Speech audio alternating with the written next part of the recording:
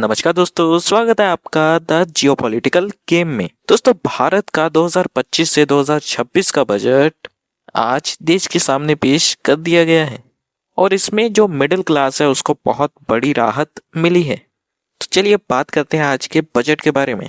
तो यहाँ पर जिनकी सैलरी सालाना 4 लाख के करीब है उनके लिए कोई टैक्स का प्रावधान नहीं है, यानी कि उनको कोई टैक्स नहीं देना पड़ेगा। वहीं पर जिनकी सैलरी 4 लाख से 8 लाख रुपए के बीच में है उनको 5% टैक्स देना पड़ेगा। जिनकी 8 लाख से 12 लाख के बीच में है उनको 10 लाख टैक्स।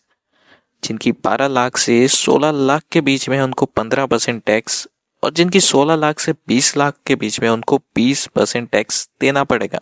20 से 24 लाख वाले 25% की स्लैब में आते हैं और वहीं पर 24 लाख से ऊपर वाले 30% की टैक्स स्लैब में आते हैं।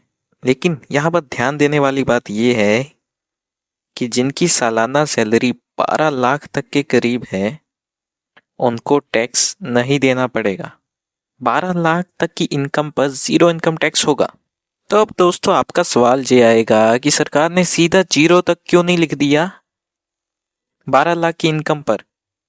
आखिर ये 5 और 10% क्यों लगाया है? तो इसका कारण है कि मान लीजिए आप 12,75,000 कमा रहे हैं तो आप पर कोई टैक्स नहीं लगेगा, लेकिन जैसे ही आपकी सैलरी बढ़ती है 12,76,000 तक, यानी कि सिर्फ 1,000 और सैलरी में इंक्रीज हो जाता है तो आप टैक्स स्लैब के अंदर आ जाओगे।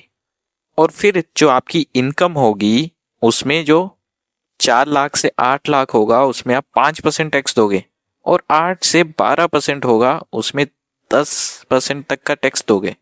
तो अब देखते हैं इसमें डिफेंस बजट पर कितना खर्च किया जाएगा। डिफेंस बजट पिछले साल के मुकाबले में थोड़ा सा बड़ा है।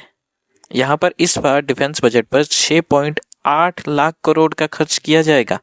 लेकिन अगर हमें चाइना से मुकाबला करना है आने वाले समय में तो इस डिफेंस बजट को हमें और बढ़ाना पड़ेगा। लेकिन अगर हम टोटल बजट में डिफेंस बजट का हिस्सा देखें तो वो शायद से 13% के आसपास बैठ जाएगा, 13 से 14%, जो कि काफ़ी ज़्यादा बड़ा नंबर हो जाता है। ऐसे में हमें कोशिश ये करनी चाहिए कि भारत के एक्सपोर्ट्स बढ़ें और भारत की जीडीपी बढ़े, जिससे कि सरकार का जो रेवेन्यू कलेक्शन है वो ज़्यादा हो और सरकार ज़्यादा डिफेंस पर खर्च कर पाए। तो अब आखिरी चीज़ पर आते हैं कि इस बजट को लाने का सबसे बड़ा मकसद क्या था। तो इसका सबसे बड़ा कारण था भारत की ग्रोथ रेट, जो कि कम हो रही है पिछले सालों के मुकाबले में। और इस बार जो प्रोजेक्शन थी ग्रोथ रेट की वो थी 6.3 से 6.8% के बीच में।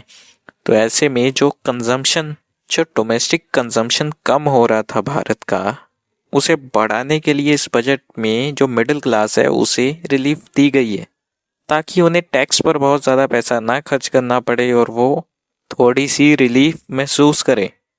और जब लोग टैक्स पर बहुत ज़्यादा पैसा नहीं खर्च करेंगे तो ऐसे में लोग अपने लिए प्रोडक्ट्स खरीदेंगे जिनसे कंजम्पशन बढ़ने के चांसेस हैं।